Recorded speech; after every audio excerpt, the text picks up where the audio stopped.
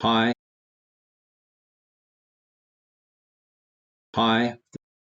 this is current value.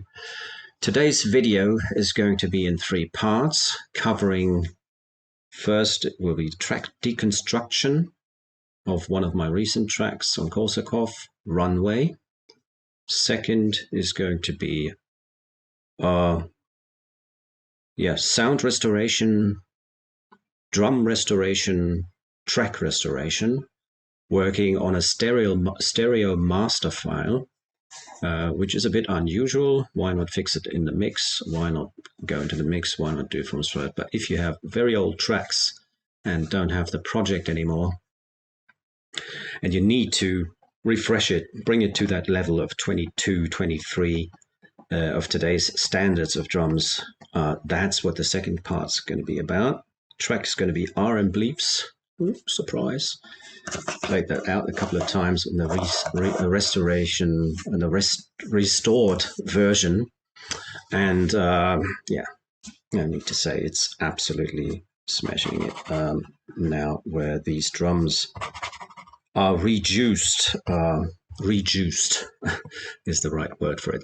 That's the second part. The third part is going to be about using synths in real time in a DAW, just instead of like resampling or bouncing the tracks down, just use them as they are and prepare everything so they work in a track.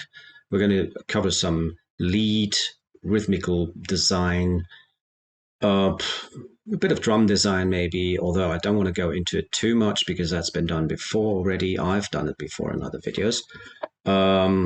Well, yeah, that sort of stuff. Okay, so let's dive right into the first part, which is the track deconstruction. Here we go, track Runway on Korsakov recordings. So as you see, the track is very loosely grouped, meaning that there is not much of a structure really that is overly evident, so that you have all the pads are in one group, all the basses are in one group, drums are in one group. So there's a lot of stuff that is actually in each other's groups and seems to float across the whole project. We'll start with the first part, that little arpeggio chord, and go further into the bass sound design, and then we're going to go into the drums and all the rest of the track. As you can see, it's not many tracks, it's not much going on in the track, so less is more, my old saying, and this goes for this track as well. Okay, let's give it a brief listen first so that we have an idea what we're talking about here.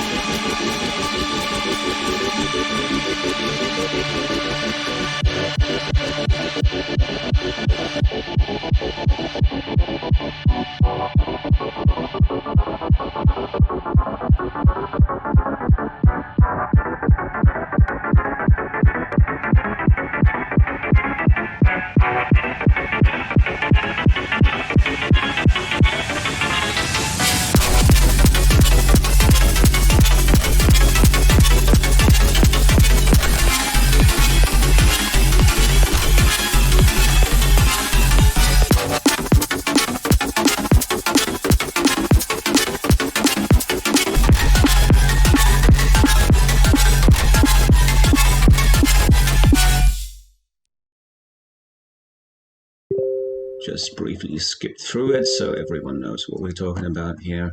So let's examine this first serum chord, or interval figure that is in here. That is kind of an arpeggio, but this time I didn't use an arpeggiator.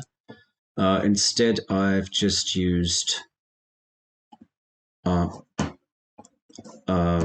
just wrote some MIDI notes down here, which is very unusual for me. So I thought, okay, let's go with something like an arpeggio, but I had already the notes in mind. And okay, let's go to the filtered part. That is a little bit more showing what we're dealing with here. So we have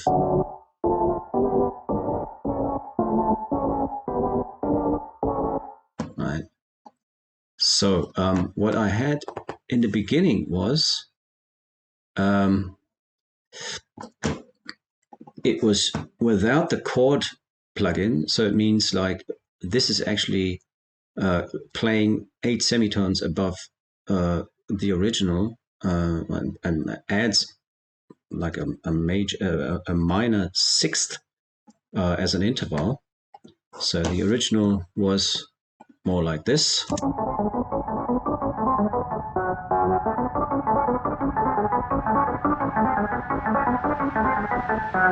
So you already hear that this is rather moving in the realm of a minor chord.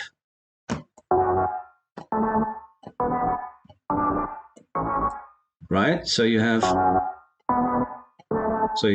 this it seems to be like E flat minor. So this is the actual chord. This is the actual E minor chord, right? And then a little bit of play between the notes. So really simplistic almost, I'd say. And then I thought, okay, but instead of playing it in grid, because you can see there's already, it's pretty much off grid. So I wanted to create a bit of a wonkier rhythmical thing. So I wanted to give it a little swing, a little bit of an unbalanced weight cycling around, or I don't know how to explain, but this is what I did afterwards. So before it was like quantized. Let's just see. Yeah, so you can see what this is like. So this was now we have to zoom in a little bit more. This was here. This was here. This was there. So this was the original motive. See, so it gets dragged to the, as if you have a chewing gum and you just pull it along a little bit. And so that was artificially done. I thought, like, I did that by hand, just move the notes along a little bit. Didn't use any swing or MIDI rhythmizing plugins or anything, or any functions here to create a swing. Just took the MIDI notes and put them a little bit off grid, mostly dragged to the right. So let's just quantize the rest here. So we have a whole the whole motive playing quantized and oops, sorry. Okay. So they should all be exactly in the 16th grid. That's where they were before. Yeah.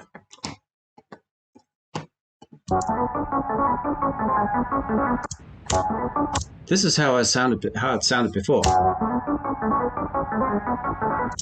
And then I did this re-rhythmizing and it sounded like this.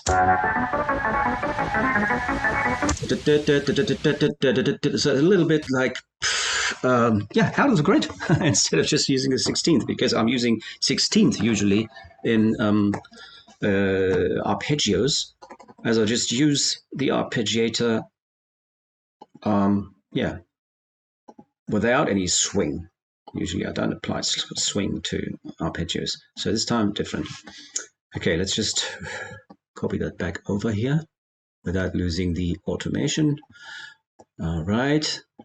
So, and then I thought, okay, this sounds a little bit too boring. This is a little bit too, I don't know, it's just a simple minor chord. So it's just a minor chord with a little melody. Okay, so okay, let's add a little bit of a mysterious type of thing. So the obvious thing was, of course, to do 7 semitones, which is the quint above the original tone here. So it's a quint playing. Let's see how that sounds. No, but on its own, please.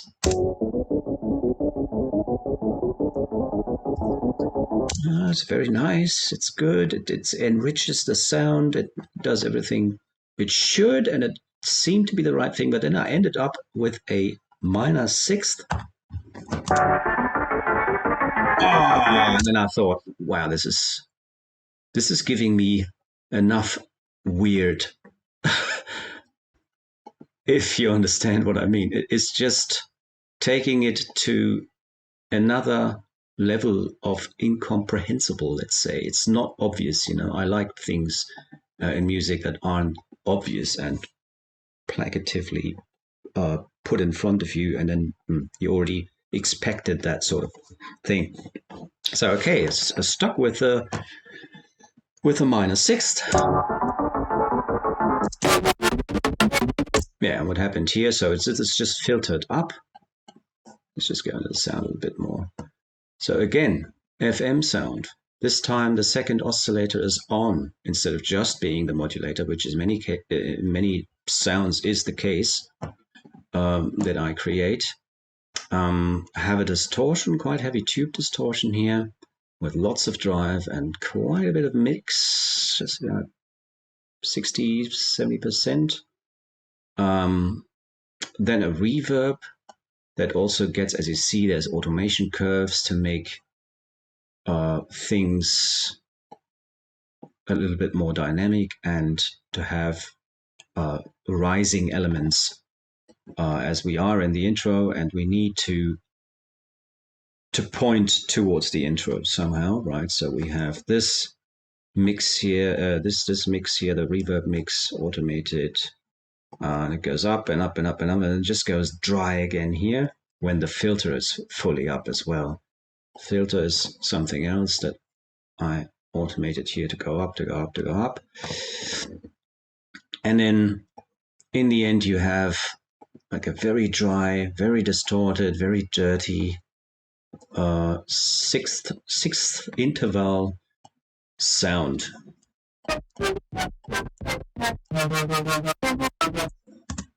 Okay. Very crunchy. And what's really nice and what makes it so jumpy and so rhythmically interesting is, of course, the sidechain compression of the drum triggers that due to the singular notes being pulled to the right, the timing gets a little tighter, so the drums are all in the 16th grid, and if you pull musical content like chords and stuff and melodies, if you do like it, give them more swing, then the position of these new positions of the singular notes cause the timing to tighten up when the sidechaining hit in the 16th in the quantized grid. So it makes it a little bit more extreme, and this is what we hear here. So you can see now the sidechain compressor.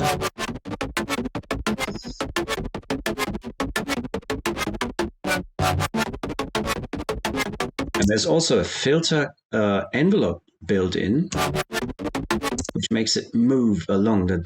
So we have this filter curve that's moving, and it's moving in quarters without sync. So it means it doesn't get re-triggered. You know, there's not envelope and it's not trigger mode, where all the triggers would cause the envelope start from the beginning again. So this time it's just going like doom, doom, doom, doom, doom, quarters, right?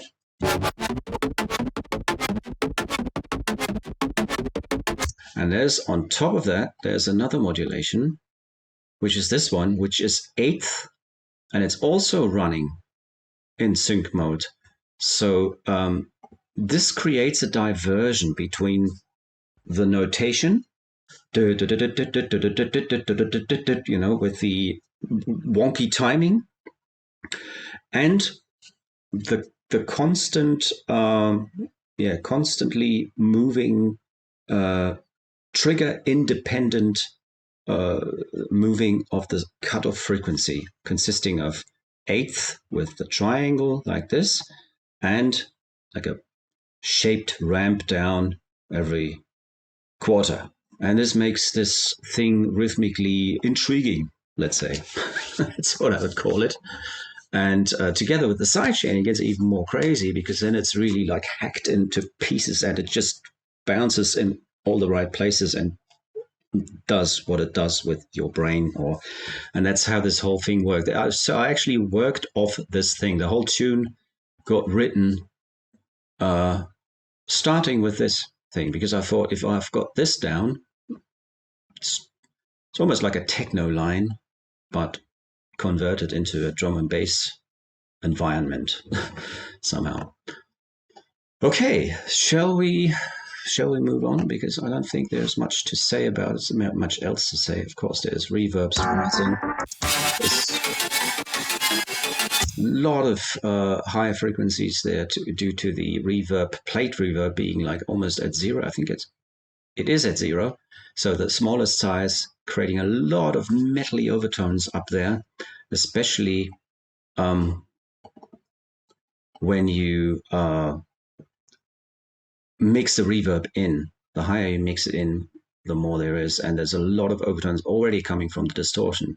And once the filter is up as well, which also got its automation curve, right?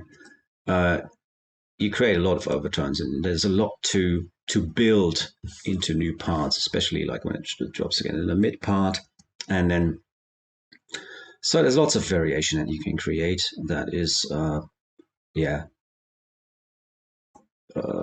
necessary to keep this thing dynamically working in the tune and making sense as separating the parts from each other. Anything else? No, I think that was that. Try to keep it a little bit brief. Okay, then we have the next element, and it's in the same group. The only reason is that I don't have particular groups for sidechaining that are always like in the same order, like in the last tracks, or you know, I might just think, okay, these sounds, this chord sound, and the bass sound here, well, this bass sound. I don't know, is there actually another bass? And I think it's the only one. Yeah, and the bass sound, they have the same sidechain compression on there, or should have the same sidechain compression. So I put them in the same group, you know. There's no other effect on it, obviously, because they don't need to be cued in the same way. They don't need to be changed or automation in the same way, or dynamic processing in the same way, but the sidechaining is the same. That's why we have the group up here making all the sidechaining for bass and those chords. Right, so let's go into the bass sound. Let me see what this is.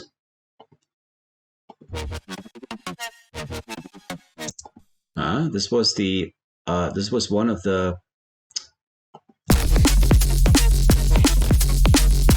This used to be the line I had before, so this was an old idea,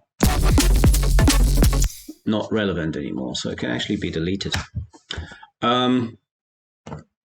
Yeah, so now let's get to this bass sound here.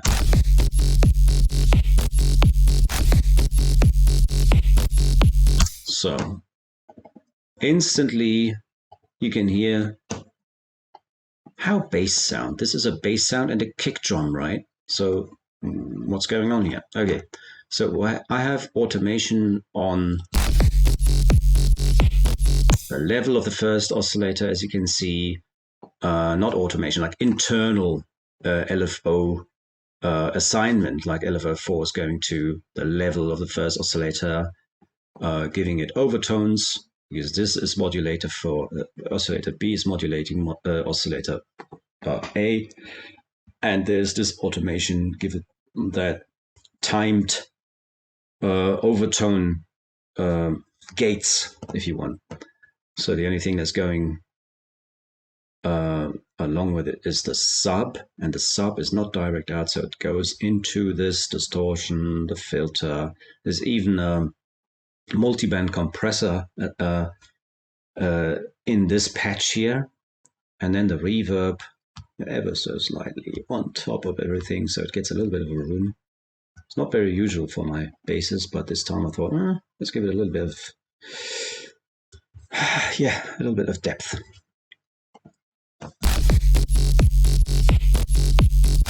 FM bass, classic stuff. Won't go into it too much, but let's just examine what happens with this kick drum. Why is there a kick drum in there? And the kick drum is a simple pitch LFO, right? We have LFO5. LFO5 is going into master tune. And everyone said, yeah, well, that's not playing from the beginning, so it can't be. What the hell is happening? It seems to be later in the bar. Yeah, it is, because there is an dotted eighth delay on the trigger of this, on the position of this. So it happens later in the bar. So it is a sound.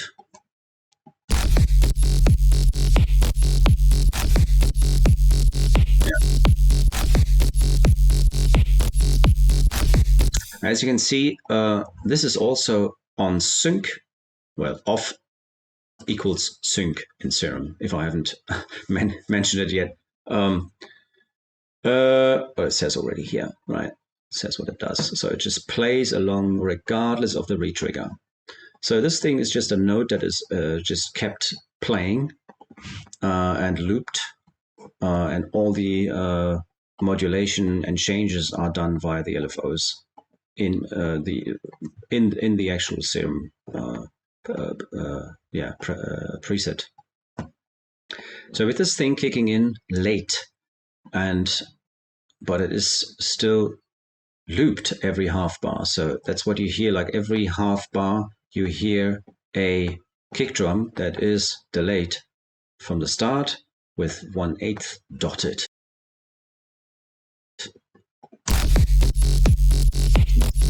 So it's here, or it's 3/16 half bar, we said. Yeah, so this is what the kick drum is about. Yeah, in that bass sound, funny enough. All right, yeah, let's move on to the next sound.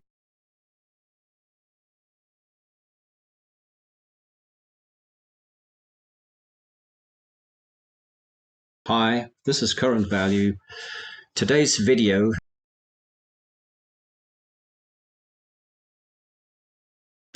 okay, drums. So we have the drums here in a group. Ooh, drum group. How the fuck? Yeah, drum group. So what are the drums doing? And what are they actually about? Okay, so we have kick and snare.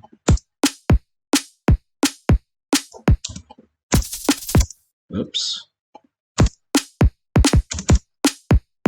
Different patterns. Filters here and there. Then we have up filtered. Use an external EQ here, sort of in the file. As you can see, the drums are all Serum. Okay. Yeah. What is there to say? So we have a kick drum here, quite classically with LFO1 used as the amp envelope here. Didn't touch the hardwired envelope 1, which is there for the amp. You could ask why an additional one. I just like to have the shapeability of the curve, and that is also for the amp curve. I just like to have that. Sine wave with 0 randomization, that's all not new.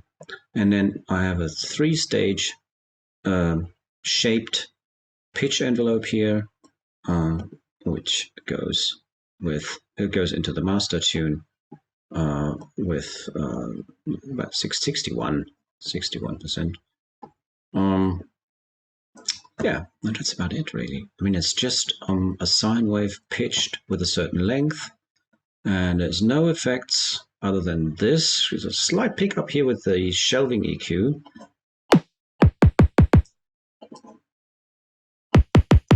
A little AB, so there's a little bit of a knock here.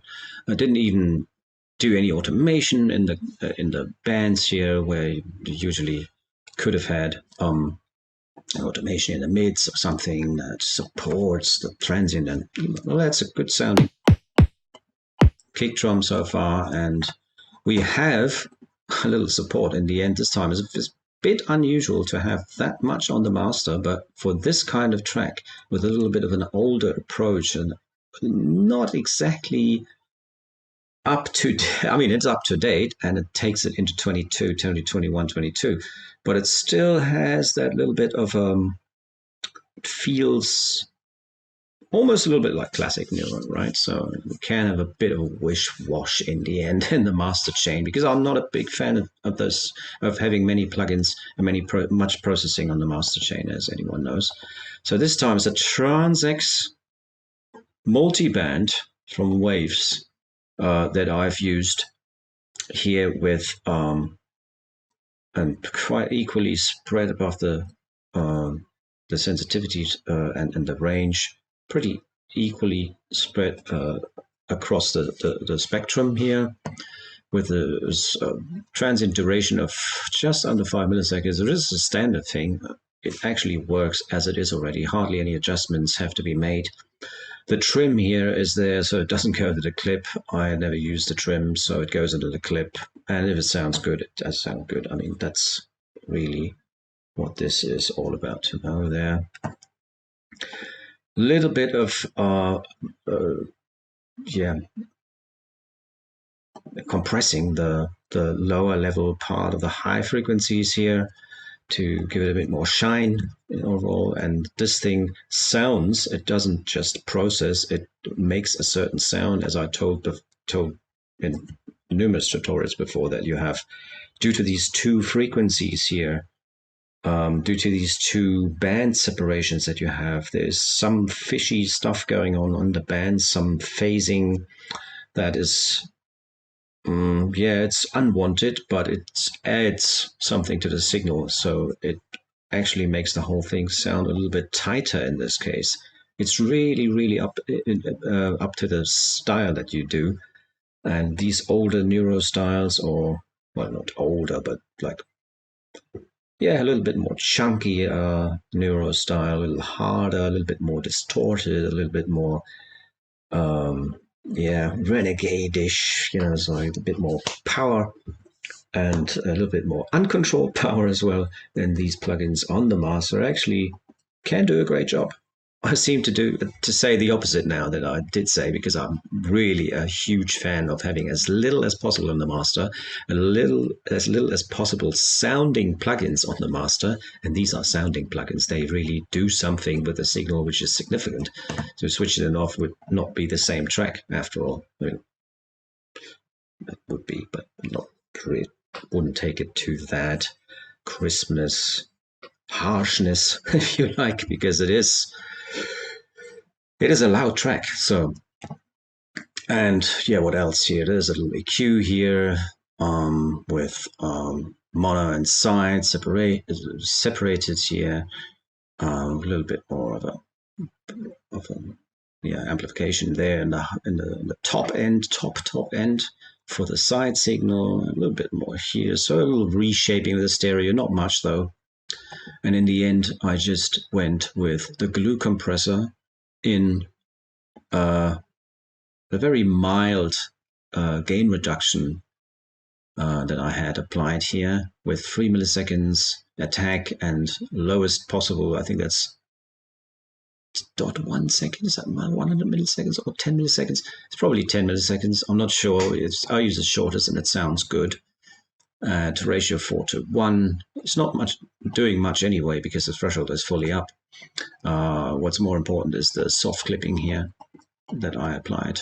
It just soft clips the whole signal and then just see what happens on the pass analyzer. I like that analyzer because it's not too in-depth. That's really what I want this. What is this?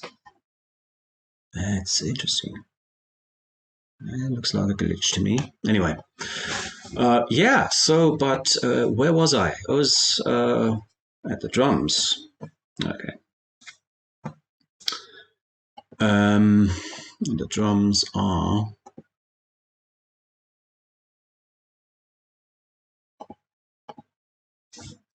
yeah. Kick drum, snare drum, right? Then I've got hi-hats here, just made out of noise and an envelope like this, you know, like a swingy, little off-grid, draggy type of hi-hat sound that is really just doing one thing at the moment here. It's not even filtering anything. What it is doing, it is going through that reverb, adding more overtones here. Like everything's like all those metally overtones that you hear in the song. It's quite screaming at you, and that's the way it's supposed to be. You know, a little bit of like lazy, draggy, as I said. Okay, pink noise, ARP pink noise this time. And with this being automated as well, so you have, well, it's not automated. I did in the beginning, but then decided to go for different patterns for the LFO and have an alternate version of this. See, different shapes of the LFOs. Just picking it up a little bit here. Let's see, let's look at the LFO there. Yeah, just a bit more complication here, more offs, more ghosts, but overall like very shakery, the same sound basically. Yeah, it's exactly the same sound, I think, just another pattern. And in the beginning we have another hi-hat here, which is also unfiltered, I believe. Yeah, it's just using the pink. This time I really went for another noise other than my stereo noise that I usually use, and got the stereo through using the reverb at very small size, and I think it's the lowest possible. No, almost. It is the lowest possible decay. A little bit of, reverberation, bouncing in the stereo. It was sounding different. And they're more wet, definitely, but they just sound different. So to not always have the same hi-hat sound, a little bit of a fresh thing. Okay, so hi-hats, kick and snare. That's all there is. And then we have this side chaining coming from the drums, but this time again, I don't know if I told that. I did in other tutorials, I think, but just in case, what I did here, I created a sine wave, sine wave tone with a certain length, just under 20 milliseconds, the note length here, a little bit softened so that you don't have any clicks in the beginning and in the ending of the sound, and it just picks up the MIDI from kick and snare here, right? And for the people that might wonder, why do you have them separated so far? And I think I even explained that once. It is due to the fact that I want to pick up these notes here. Let me just...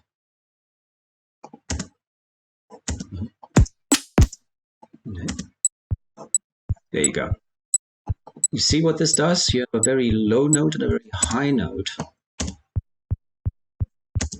And this allows for the sidechaining to be a bit more flexible. So in that you can use the sidechain filter. Let's just see that thing.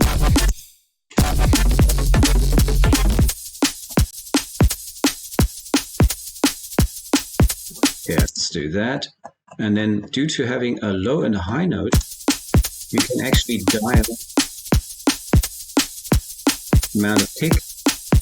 Now it's way more kick down sidechain. And that's the opposite. Way more in the snare drum. With these two notes being that far apart from each other and using the sidechain. It was actually a little neat trick that I do on many projects. Then of course look ahead 10 milliseconds, which creates this pre-sucking effect of the drums seemingly switching on all the other sounds. When the gain reduction goes up, is almost at the same time when all the sound material gets released out of the gain reduction again. So the switch on effect and the ultimate interaction between drums and bass and some elements of the rest of the song. Let's see what this is. This is the little intro melody, a little bit of musical content. Nothing crazy. Let's just see if we get rid of the solo here. Okay. What's this? So we have this melody here, and you can already hear that there's some fishy stuff going on with the audio signal. And this is due to the rhythmizer having an reverse envelope. If you put in this envelope here for the timing, you get the signal just reversed, just played at the same pitch, but reversed, yeah, that's what this curve does, this exact curve. And then I just mix it in about 44% with the original signal. And since there is already a lot of reverb on there, and delay as well, so quite direct to some respectable length. And all that stuff goes into this rhythmizer here and creates, on top of the original signal, creates with 44% mix, just mixes in the reverse signal, including all the reverbs and that. So it makes a bit of a time warp, whatever, gives it a little bit of a futuristic feel, let's say. So it's somehow reverses at the same time. Yeah. So this, and then this is all in the same group, and that also goes for the pad sound here. Just listen to the pad sound. Oh, lush pads. Luscious.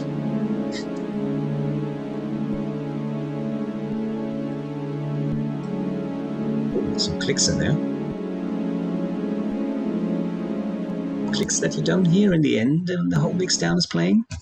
It doesn't make it good, but that's the way it is. So yeah, lots of friction in these notes. These semitones in there, weird chords, but still making sense and going along with the melody here. So it's the main theme of the song, if you like.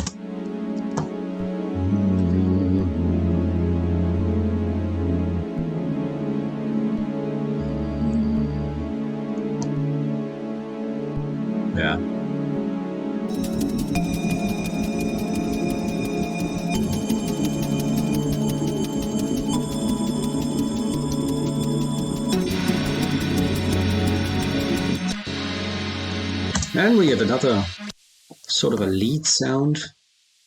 We'll classify that as lead sound. So what does this do? It's like a wavetable that, doot, dist doot is the wavetable for that. And if you put like an LFO automation on there, then you have something very usable. As it sounds vocally, and it has a good lead character actually. That's why I went with this. Let me just see why this is moving. What's causing the movement? Envelope this time. So I put the envelope 2 on the wavetable position and got movement here. So this thing says doot, doot.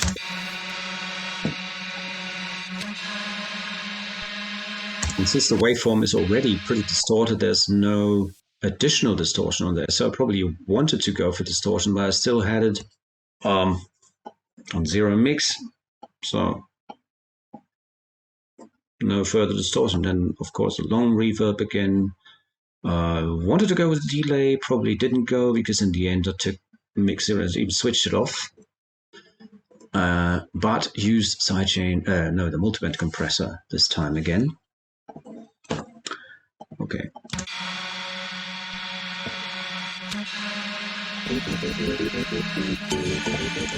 Signal filtering up, of that figure up here. That's playing from the start, but filtered very low. And then just everything goes off and that thing comes up. A bit like an anthem type of thing.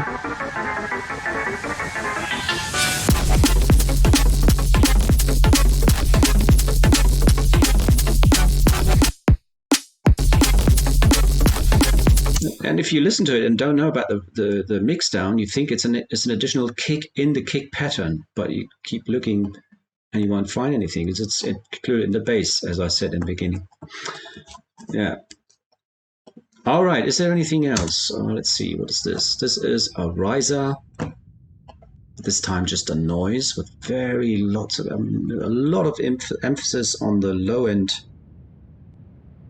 of that noise.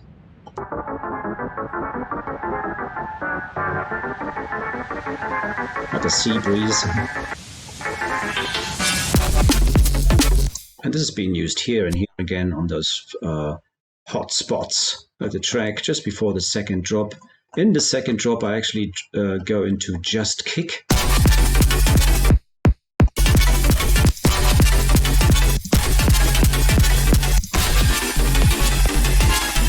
Didn't tell you about this part yet. Just a slight alteration of what was happening before, apart from the bass going through this little melody part, which refers to what's going on in these lead sounds here and the pads in the beginning. Right, so there's one part where the musical stuff gets reintroduced. Alright, so the bass plays the melody of what's going on in the song, what the song is about musically. And then a little change in the pattern here. We're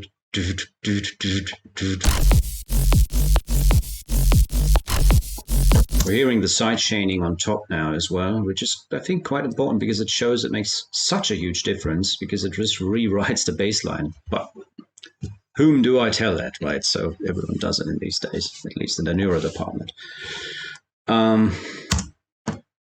Right.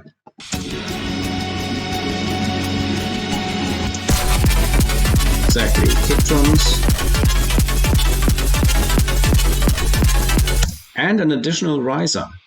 So I decided to go like before going into the mid part to add another tonal riser.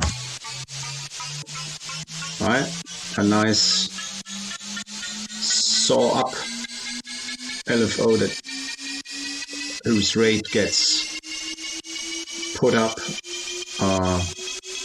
and is joining the pitch envelope. just a little operator riser.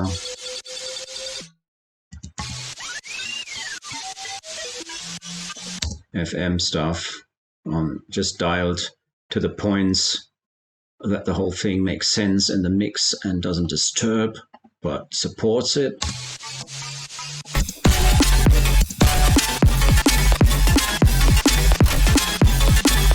Hear it rising down here, and then up here is the same sound, but it's octavated and longer.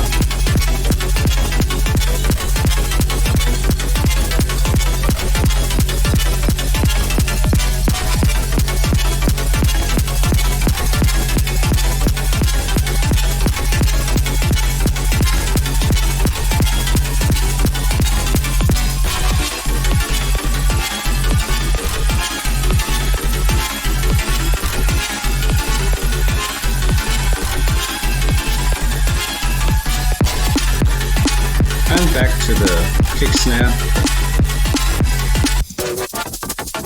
And then a little gimmick in the end, just hi-hats.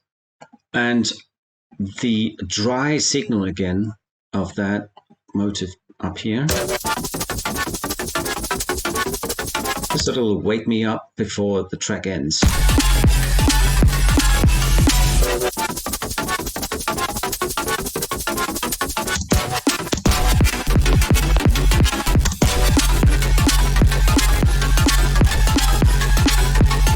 Yeah, and the last thing I think I forgot is that there is an additional note coming in the second part here. I think already in the mid part, let's see. So I told you I ended up having a minor sixth as interval here.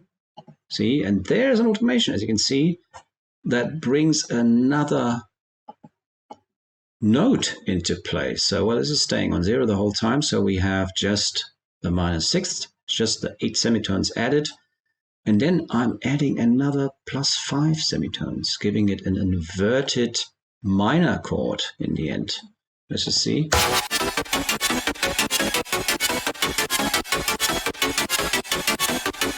So if I play that on one note, so it's less confusing. I can't. I have to do it from here, of course. Second inversion of a minor chord, all of a sudden. But it supports the function and makes it a bit more intense. It also changes it and gives some focus to the whole thing. That's what I figured had to be done here, because I thought, do you just want to carry on with this minor sixth till the end? No, needs to change once again. So, okay. Filtering again, and maybe you can hear already that there is another chord. There's just 5 semitones added.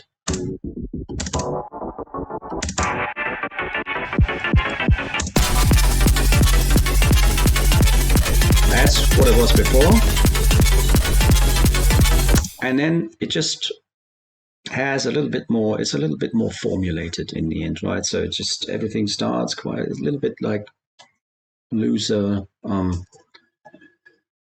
Yeah, it leaves it more open if you have just just a simple interval, especially a minor sixth played like in a melody context, right? So it's really floating along without focus, really.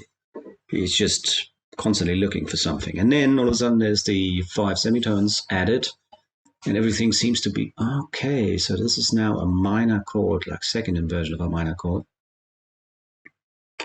which gives the thing a little bit more focus. Exactly. All right, guys, that was it for the first part of the video. A little bit longer, but I think it shows so much more than just just a track deconstruction, because everything is already there's a lot of things in there that show already how to use live real-time synths in a project without mixing it down and say, oh yeah, I did something here, did it this way, did it that way, ended up being like this. And then no one really knows what's going on. I mean, you could still explain it, but this time you could really see, okay, yeah, there's a serum playing in real time. So what's he doing on there? There's the automation there, there's the automation there, there's the filter there, a couple of things that keep changing throughout the whole thing. Then this chord stuff that's being added. I mean, he couldn't show all that if that was all down mixed down and already just put in as a stereo Wi-Fi. That's why this first part got a bit longer, so I'll figure it out. Okay, on to the next part.